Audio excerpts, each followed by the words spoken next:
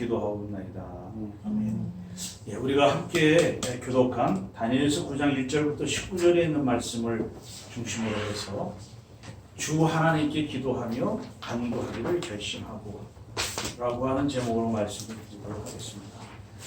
좀 전에 집사님이 기도해 주신 대로 오늘 마지막 주일이고요. 또 그리고 많은 사람들이 지난 1년을 생각하면서 새로운 1년을 기다리고 있는데, 여기는 우리들이 지난 1년이 과연 우리에게 또 나에게 무엇이었는가, 각자가 살아가는 상황과 방식의 다름 때문에 의미가 서로 다르게 느껴지겠습니다만은 분명한 사실은 하나님의 신실한 사랑의 은혜가 선물로 주어진 한 해였다, 이렇게 우리가 생각해 볼 수 있습니다. 하나님께서는 이스라엘이라고 하는 사랑하는 이 아들을 애굽에서 불러내어 주셨습니다. 왜냐하면 그들은 그 이스라엘들 자신들의 힘만으로는, 능력으로는 도저히 꿈도 꿔볼 수 없는, 왜냐하면 430년간 팔레스타인에 살았던 이스라엘 사람들이 애굽에 내려가서 살았을 때에는 어마어마한 기간이잖아요. 그렇다면 사실 자신들의 정체성을 다 잃어버리고 애굽의 문화에 동화되어야 될 그런 상황이지만, 그럼에도 불구하고 그들은 자신들의 정체성을 지키면서, 그러나 도저히 나올 수 없는 그런 상황에서 하나님은 사랑한다는 이유 하나 때문에 그들을 불러내어 주셨습니다. 여러분들이 잘 아시는 대로 애굽에서의 이스라엘은 비참했습니다. 왜냐하면 요셉이 죽은 이후에 애굽에 새로 등극한 왕은 이스라엘을 혹독하게 부렸습니다. 국고성을 쌓는 일, 괴롭히고, 그리고 심지어는 모세가 태어났을 때에는 사내 아이를 죽이라는 명령을 내렸어요. 이들은 430년간 아무런 생각 없이 어떻게 보면 근근히 버티는 생활을 하였는데, 그럼에도 그들은 자신들만의 고유한 정체성을 지키면서 살았지만은 애굽의 통치에서는 벗어날 수 없는 상태였다. 전혀 본인의 힘으로는 할 수 없는 상태. 그래서 하나님이 불러주셔서 애굽까지 내려가게 하신 섭리를 이해하지도 못한 채 살아가는 상태였다라고 하는 것을 우리가 알 수 있습니다. 이것과 관련해서 마태복음 2장 15절에 보면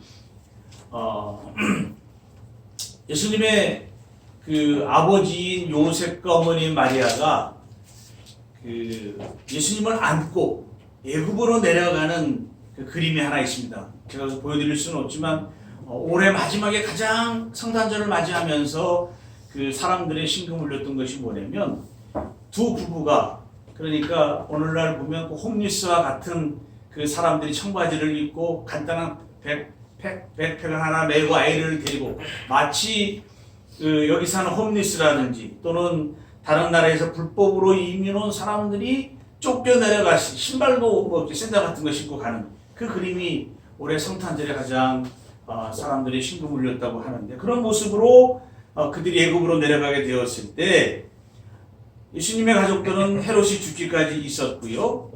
그래서 15절에 말씀하기를, 이는 주께서 선지자를 통하여 말씀하신 바 애굽으로부터 내 아들을 불렀다 함을 이루려 하심이라 그랬습니다. 불러내어 주셨다라고 하는 것이죠. 이 말씀을 호세아 11장 1절에서 1절의 말씀을 해석해주고 있습니다. 애굽에서 전혀 할 수 없었던 이들을 하나님이 불러내 주신 목적이, 그리고 하나님께서 이스라엘에게 주신 은혜는 무엇이냐, 하나님이 아무것도 할 수 없는 이스라엘 백성을 애굽에서 꺼내어 주신 목적은 시편 148편에 여호와의 이름을 찬양하기 위해서, 하나님을 영광 돌리기 위해서 불러내어 주셨는데, 불리움을 받은 이스라엘은 하나님을 멀리하고 이방의 신들에게 제사하였다라고 하는 불충의 죄를 범하고 있습니다. 그래서 하나님께서 이스라엘을 불러내어서 지금 살아가는 민족으로 세워주었다고 한다면, 현재 이스라엘의 사람들, 유대민족들, 지금 바빌론의 포로로 끌려가 있고 수많은 제국이 흘러가고 있지만, 그럼에도 불구하고 너희들이 지금 여기 있는 이유가 무엇인지를 분명히 돌이켜보라고 하는 의도가 있다라고 하는 것입니다. 다시 말해서 하나님께서 430년간 그 노예살이를 하고 있던 이스라엘을 애굽에서 불러내어 주셨다라고 하는 그 사건이 출애굽 사건이라고 한다면, 예수님께서 그 헤롯이 죽기까지 애굽에 계시다가 아들을 불렀다함을 이루려 하심이라고 하는 이 말씀이 과연 무엇이냐? 그것은 바로 구속의 사건, 그리고 오늘 우리가 살아가는 삶의 목적과 의미가 아무런 그런 무가치한 것이 아니라 값진 보물과 같은 의미를 가지고 있는 불러내어 주심이라고 하는 것을 우리에게 분명히 말씀해 주고 있는 것이죠. 그러니까 오늘 이 주일에 여러분들 교회로 불러 모아 주시고 또 하나님을 믿게 해 주신 하나님의 불러내어 주심이 무엇이냐? 그것은 우리의 삶을 통하여 하나님이 기뻐하시는 일을 해라, 하나님께 영광 돌리는 삶을 살아라, 그런 것이고요. 그렇기 위해서는 우리들이 살아가는 일상 모든 것들이 다 가치가 있고 보물처럼 빛나는 일들이 있다라고 하는 것을 분명히 말씀해 주고 있습니다. 그렇기 때문에 많은 사람들이 성공을 이야기하고 있습니다. 저는 성공의 의미가 무엇인지 잘 모르겠습니다만은 중요한 것은 무엇이냐? 하나님께서 여러분들 또는 여러분들을 향한 하나님의 뜻을 해석하는 데 실패한다면 아마 인생은 보잘것없이 보일 수 있다라고 하는 것입니다. 우리가 2019년을 마지막 주일로 오늘 보내면서 우리는 우리가 지내왔던 1년을 말씀 안에서 이해하고 해석할 수 있는 그런 인사이트가 필요하다라고 하는 것입니다. 그래서 성경 기자가 예수님께서 불러내어 주심이 호세아서 1장의 성취라는 해석으로 본다면 혹독한 박해와 압제에도 바알과 아세라에게 무릎을 취하는 7,000명과 같은 이스라엘의 남은 자들이 누구입니까?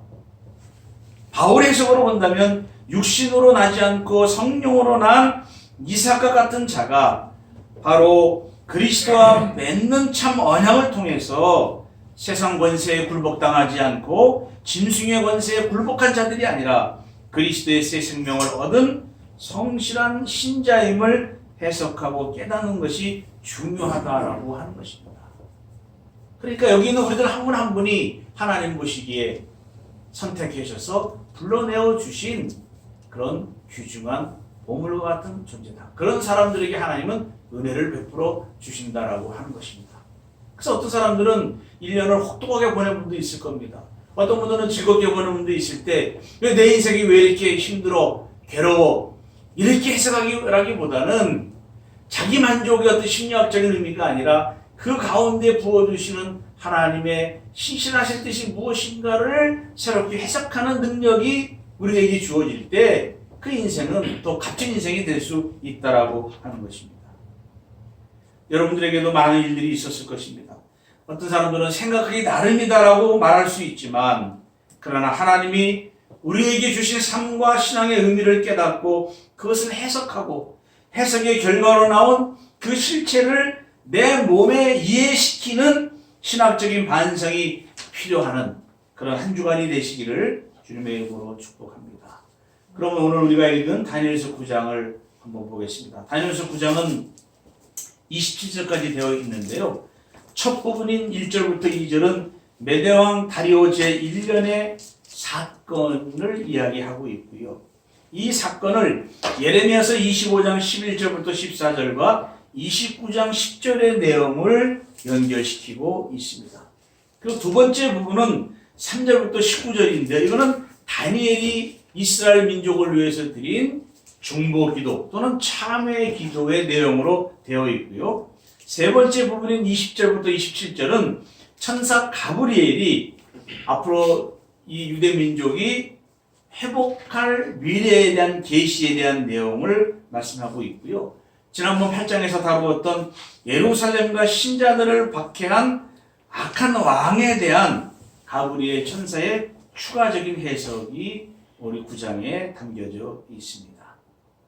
그래서 오늘 드리는 말씀은 9장 1절부터 19절까지의 말씀을 여러분들에게 전하고 있습니다. 조금 전에 말씀드린 대로 9장은 선지자 예레미야라고 하는 그 선지자 예언의 말씀 해석에 철저하게 기초하고 있습니다.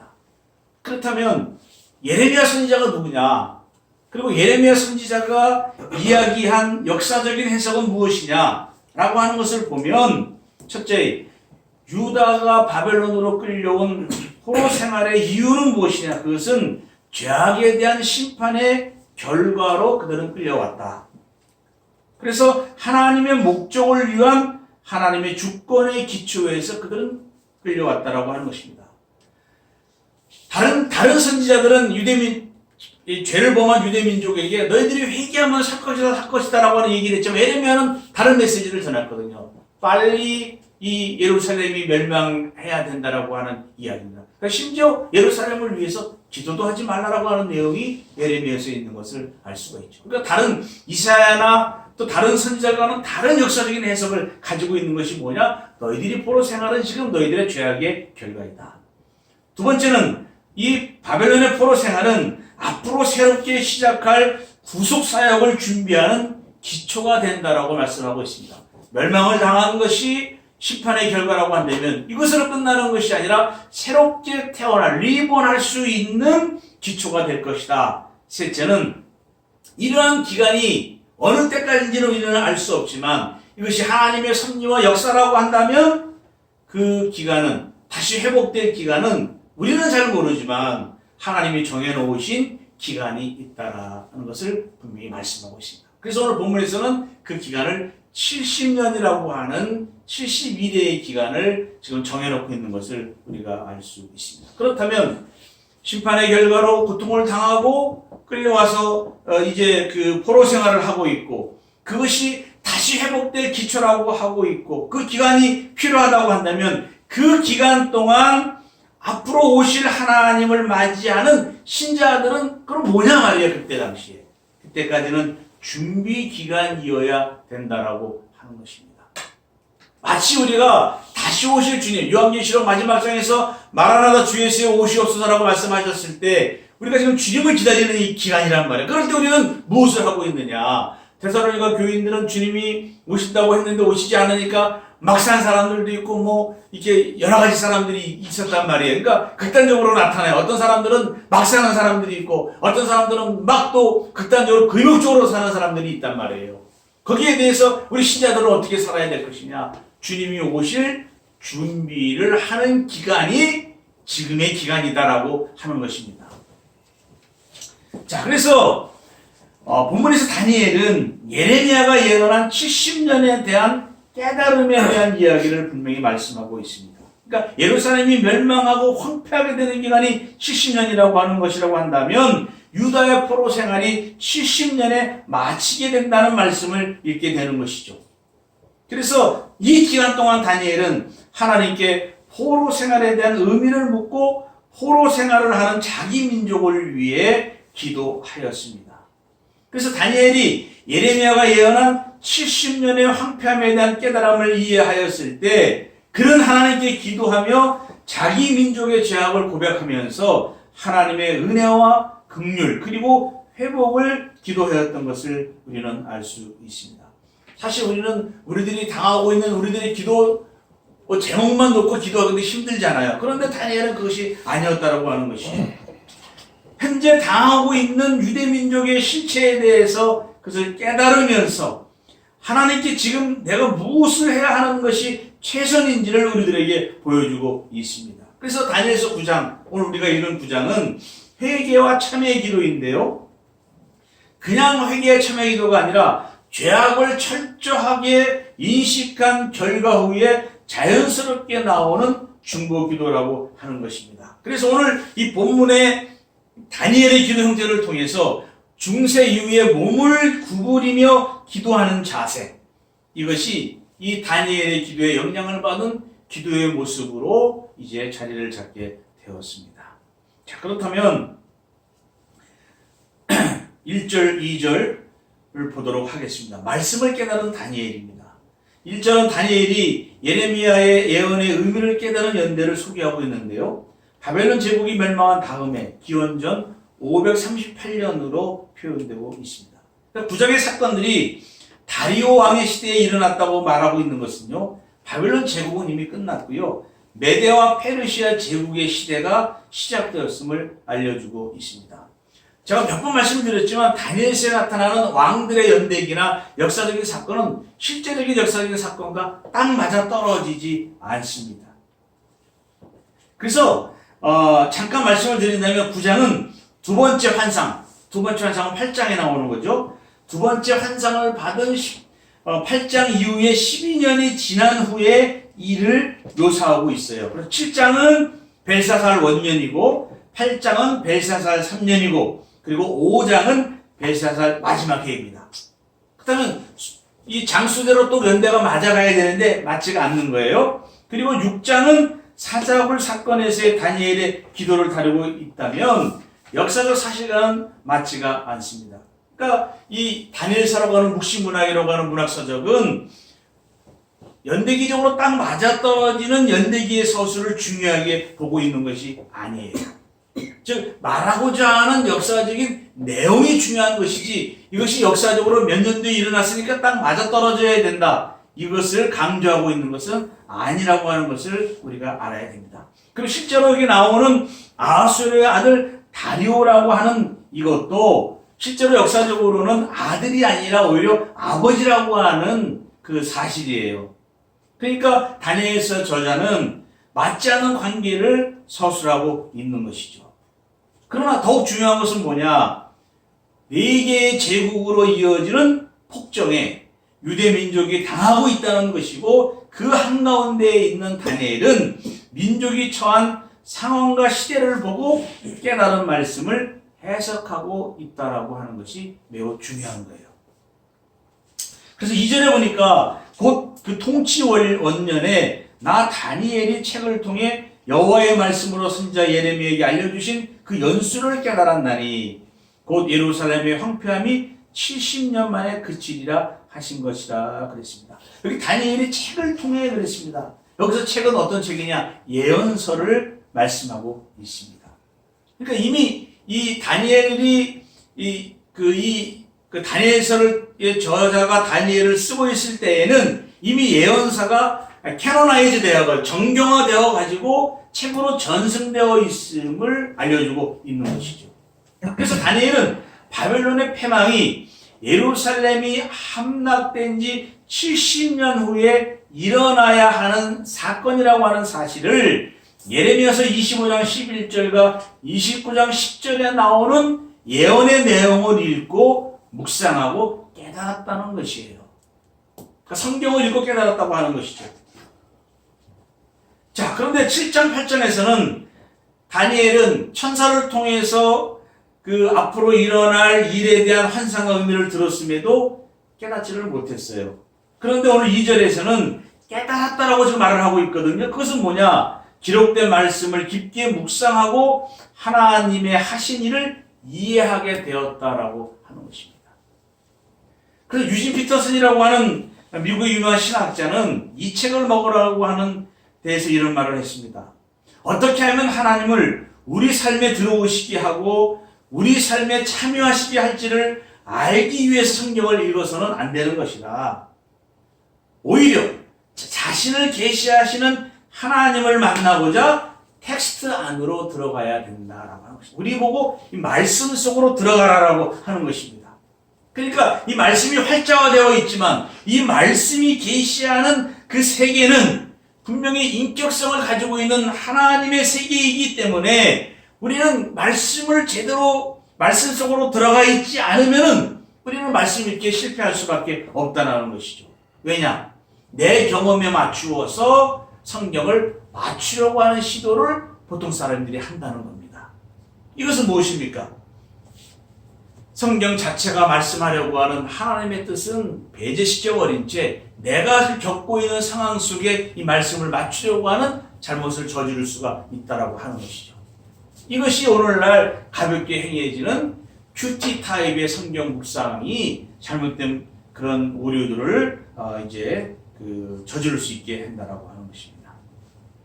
자, 그렇다면 다니엘이 깨달은 말씀은 역사의 변혁기에 절대 권력이 세상을 움직이는 것처럼 보이지만 실제는 하나님의 주권적인 능력이 한 민족을 통해서 이루어갈 것을 깨닫게 되었다는 겁니다.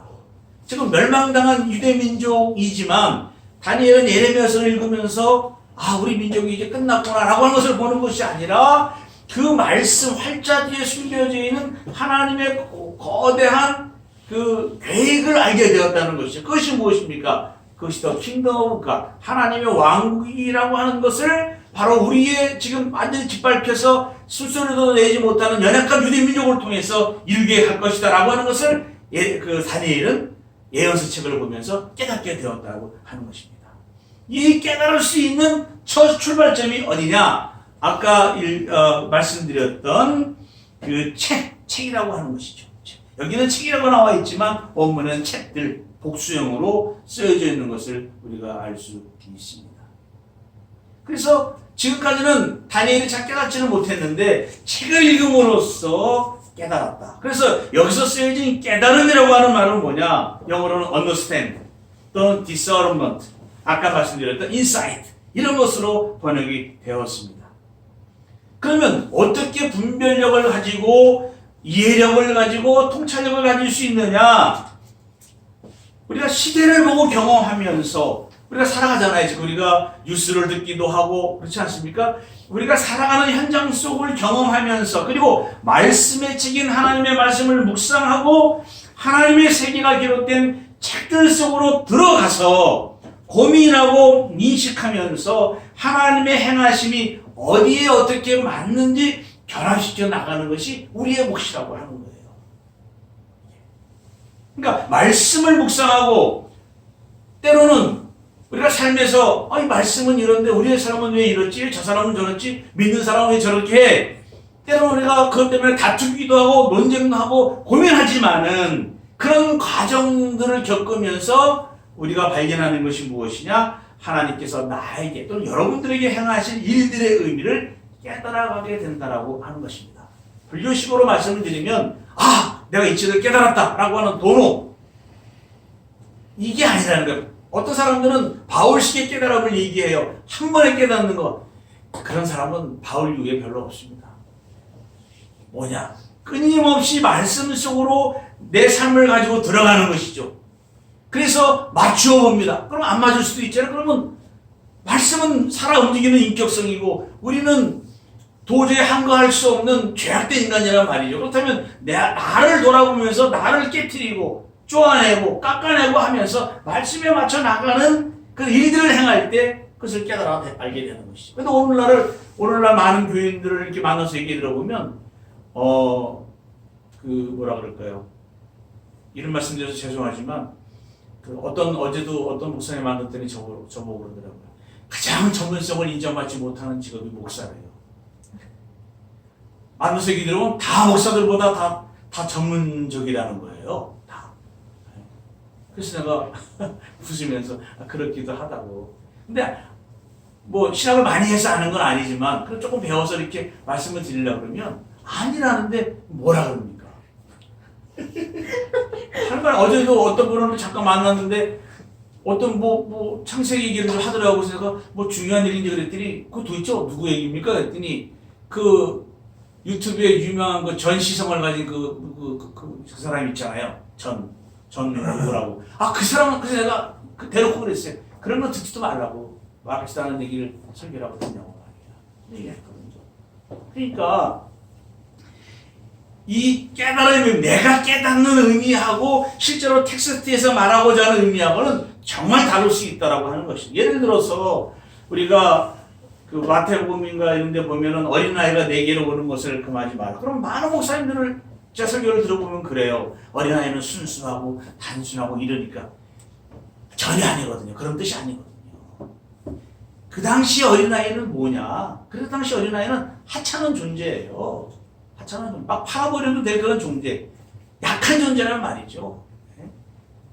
그러니까 정확한 의미를 모르고 사용하는 사람들이 많다라고 하는 거예요. 그러니까 우리는 때로는 다투고 논쟁하고 고민하면서 우리에게 행하신 일들의 의미를 깨달아야 되는데 이 다니엘이 깨달은 게 뭐냐? 예루살렘의 황폐함이 70년 만에 그치리라. 그러니까 70년의 포로 기간이 끝나면 두 가지 일이 일어나는데, 첫째는 바벨론은 이 이스라엘을 박해한 결과로 징벌을 받을 것이고, 둘째로 유대인들은 본토로 돌아와서 성전을 짓게 될 것이다 라고 이야기를 합니다. 그래서 예루살렘 함락 후 주전 538년에 바벨론이 고레스에 의해서 멸망을 당하였고요. 고레스는 유대 포로들의 귀환을 명령했습니다. 그래서 1차로 돌아온 유대인들이 성전 재건을 시작해서 주전 516년에 두 번째 성전을 재건하게 됐습니다. 이것이 바로 수룹바벨의 성전이에요. 첫 번째 성전은 솔로몬의 성전, 두 번째 성전은 수룹바벨의 성전, 세 번째 성전은 우리가 마태복음에 나와 있는 이제 헤롯 성전을 말씀하고 있는 것이에요. 그렇기 때문에 우리는 본문의 배경이 페르시아의 다리오 1세 시대라고 한다면 주전 한 520년 정도가 되는 거거든요. 그렇다면 예루살렘 성전 함락 후에 516년에 재건이 되었다면 기간이 딱 70년이 맞지가 않아요. 그러니까 70년의 기간이라고 하는 것은 상징적인 의미의 기간이지, 왜냐하면 이스라엘에서 7이라고 하는 기간은 완전수란 말이에요.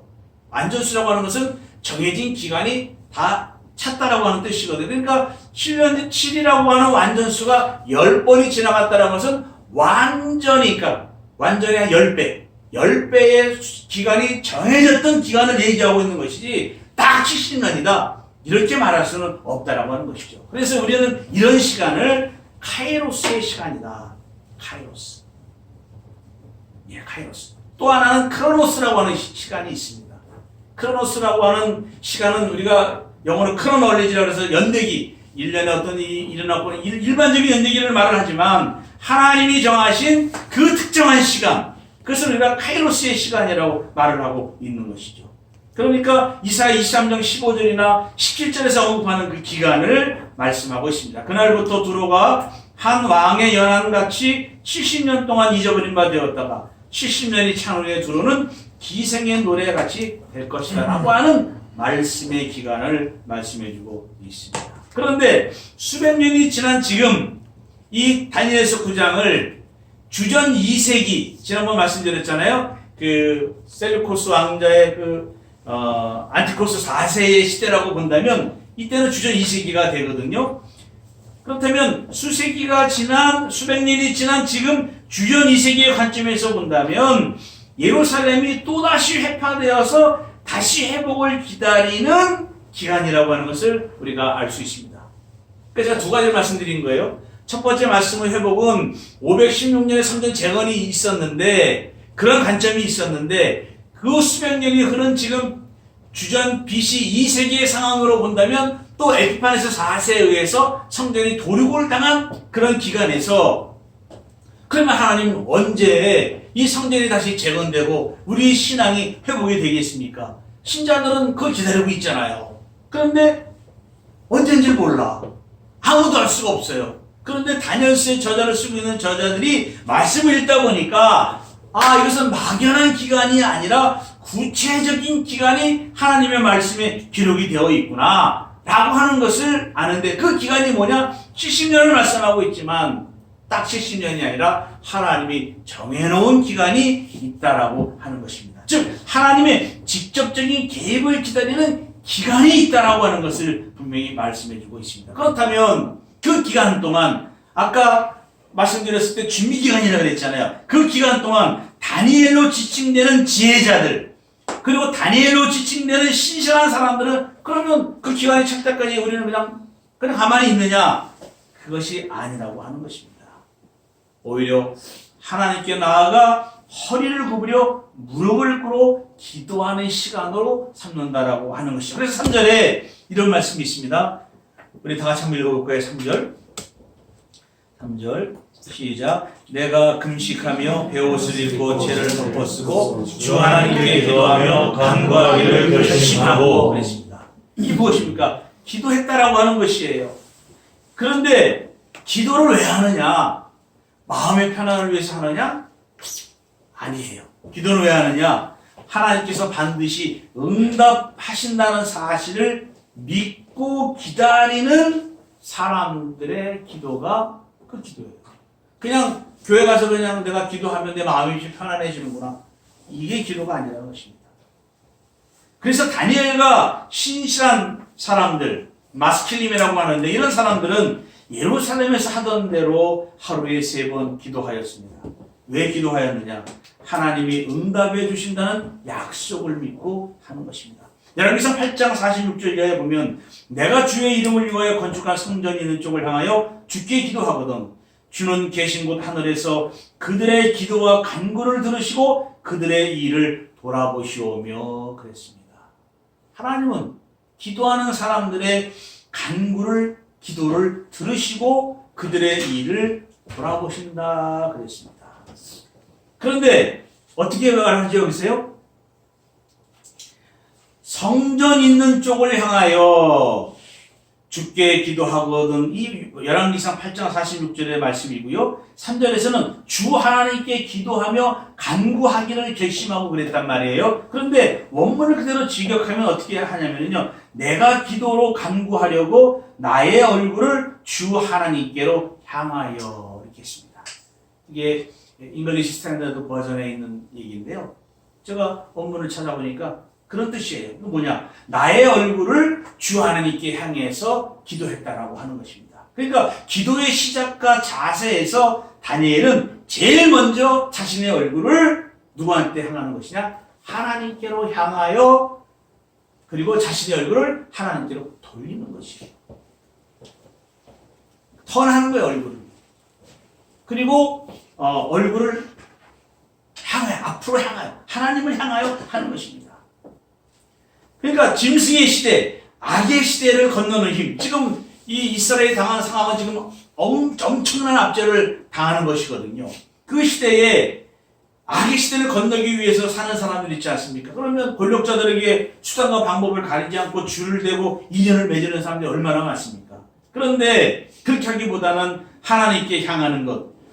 이것을 우리는 컨버전한다. 뭐냐? 회심이라는 말인데, 회개한다는 말인데요. 하나님께로 눈을 돌린다. 그럴 때 하나님은 사랑하는 신자들과 함께 악의 시대를 건넌다라고 해석을 할 수 있습니다. 우리의 눈을 세상의 권력자를 향해 가는 것이 아니고 하나님께로 눈을 돌렸을 때 그때 악의 시대, 어려운 그 시대를 하나님이 그 돌린 그 사람과 함께 건너간다라고 이렇게 우리가 해석할 수 있다라고 하는 것입니다. 그러면 왜 돌리느냐? 내가 왜 하나님께 얼굴을 돌리느냐? 그런 사람들의 의식 속에서는 내가 하나님께서 지으신 세상의 일부이고 하나님께 사랑을 받고 있다는 생각이 있기 때문에 세상의 어떤 강한 권력자들에게 향하기보다는 하나님께 얼굴을 향하게 된다라고 하는 것입니다. 그러나 눈에 보이는 현상은 실제적인 왕의 권력이 더 세거든요. 하나님은 지금 손 놓고 아무것도 안 하는 것처럼 보이지만 지혜자들은 그것이 아니라 하나님께 얼굴을 돌린다라고 하는 것입니다. 그 의도 속에는 하나님만이 역사를 주도하신다는 그런 인정하는 태도로 기도하게 되는 것이죠. 그래서 오늘 이 3절에 보면 어떤 방식으로 기도하였느냐라고 하는 것을 보면은요, 금식을 하였습니다. 이 금식을 하였다라고 하는 것은 마음속의 죄악을 고백하는 의도적인 태도예요. 그러니까 하나님의 뜻을 알기 위한 행위이고요. 베옷을 입고 죄를 덮어 쓰는 것은 참회와 애통과 통곡의 외적인 표현입니다. 그러니까 지금 다니엘이 기도하는 것은 외적으로나 내적으로나 회개하는 마음으로 하나님께 얼굴을 돌렸다라고 말씀하고 있습니다. 다니엘의 위치는요, 다리오에 지명된 3명의 총리 3명 중 한 사람으로서 120명의 관리하는 그런 사람이에요. 그런 높은 위치에 있었던 사람이죠. 그런데 그런 위치와는 상관없이 하나님께만 전 민족이 하나님만을 향하는 것이 살 길이라는 결심하에 하나님만을 구하며 하나님의 은혜를 구하고 있는 것입니다. 유대 민족의 운명이 제국의 재앙에 의해서 결정되는 것이 아니다라고 하는 것을 알고 있기 때문에 다니엘은 나이 먹은 사람 혼자이지만 민족을 대표해서 금식하며 부르짖고 있습니다. 그러니까 개인적인 기도도 중요하지만 다른 이를 위한 기도 또는 중보 기도자의 마음은 철저하게 겸손하며 준비된 마음으로 하나님 앞에 엎드린 것이죠. 그런데 이 기도는 누가 시켜서 하는 것이 아니에요. 기도해 라고 해서 기도하는 것이 아니라 하나님이 길을 내어주시는 분이시고 내 인생이 지금 비록 이렇게 어려서부터 이 바빌론으로 끌려와서 거의 80세가 될 때까지 어마어마한 일이 있어요. 사자굴에도 들어가고 막 그런 일이 있었지만은 내 인생을 이렇게 드라마틱하게 이끌어 가시는 그런 일이 있었지만 그래도 그를 이끌어 가시는 분이 누구냐? 하나님이라고 하는 사실을 인정하고 있었기 때문에 기도하고 있는 거예요. 주님의 뜻을 구하는 거예요. 언제부터요? 오늘부터, 지금부터 다시 기도가 필요한 것입니다. 오늘부터가 아니고 지금부터 다시 기도해야 된다고 하는 것입니다. 그래서 여기는 안 나와 있지만 나중에 이제 조금 이따 설명을 드리겠지만 어플에 보시면은 맥체인 성경 읽기표라고 하는 어플이 있습니다. 그걸 이제 다 다운을 받으시고 다음 주에는 제가 그 종이로 나누어 드릴 거예요. 그거를 그 순서대로 성경을 읽으면 1년에 한 번 신구약을 다 읽을 수가 있습니다. 맥체인 성경 읽기표라고 하는 그 어플을 다운받으시면 됩니다. 그래서 그 순서대로 말씀을 읽으면서 기도하시면 됩니다. 일터에서 일을 붙들고 일과 함께 기도하시고 학교에서는 책을 붙들고 책과 함께 기도하시고 그래야 하나님이 은혜를 주실 때 깨닫게 되고 우리는 하나님께 온 마음으로 기도할 수 있습니다. 기도가 중요한 것이죠. 자, 두 번째로는 4절부터 19절 하나님 여호와께 기도하며 자복하는 다니엘입니다. 다니엘의 기도는 예레미야 70년 예언을 상기하면서 바벨론 포로기가 종식되고 귀환하였지만 여전히 황폐한 성소와 황폐한 상황에 놓은 현실을 하나님과 이스라엘 동족에게 상기시키고 있습니다. 그래서 다니엘서 9장 4절과 19절의 참회기도 속에서 가장 압도적으로 반복되는 두 개의 동사는 하타누라고 하는 동사와 사마누라고 하는 동사가 나오는데요. 하타누는 we have sinned라고 하는 동사. 우리가 죄를 범하였습니다. 5절, 8절, 11절, 15절에 나오고요. 사마누는 he did라고 하는 단어. 우리가 범죄하였습니다. 라고 하는 그리고 우리가 주의 목소리를 듣지 않았습니다. 라고 하는 그런 고백의 단어들이 나타나고 있는 것을 우리가 알 수 있습니다. 그래서 다니엘의 기도는요. 먼저 그가 기도하는 하나님에 대한 자발적인 고백으로 시작을 하고 있습니다. 다니엘은 거룩하신 하나님을 부르면서 기도하고 있습니다. 우리 4절을 다 같이 한번 읽겠습니다. 시작. 내 하나님 여호와께 기도하며 자복하여 이르기를 크시고 두려워할 주 하나님 주를 사랑하고 주의 계명을 지키는 자를 위하여 언약을 지키시고 그에게 인자를 베푸시는 이시여. 그랬습니다. 지금부터 기도는 어떻게 시작하느냐? 내 하나님 여호와께 기도하는 것입니다. 하나님의 이름을 부르면서 기도하는 거예요. 그러니까 기도의 대상자가 분명히 누구인지를 알고 기도하는 것이죠. 그것은 뭐냐? 역사를 주관하여 가실 뿐만 아니라 내 인생을 주관하시고 주도하시는 분도 하나님이시다.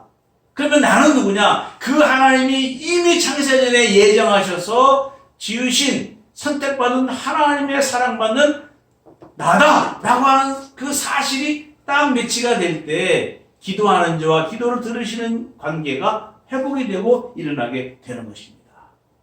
그래서 올 2019년 오늘 마지막 주일이지만 이틀이 남았지만 우리가 한 주간 기도하시면서 신년을 맞이하게 될 때 하나님께서는 여러분들이 큰 은혜를 베풀어 주시고 능력을 허락해 주실 줄로 분명히 믿습니다. 기도하겠습니다. 하나님 아버지 감사합니다. 저희들을 인도해 주시고 축복해 주심을 감사합니다.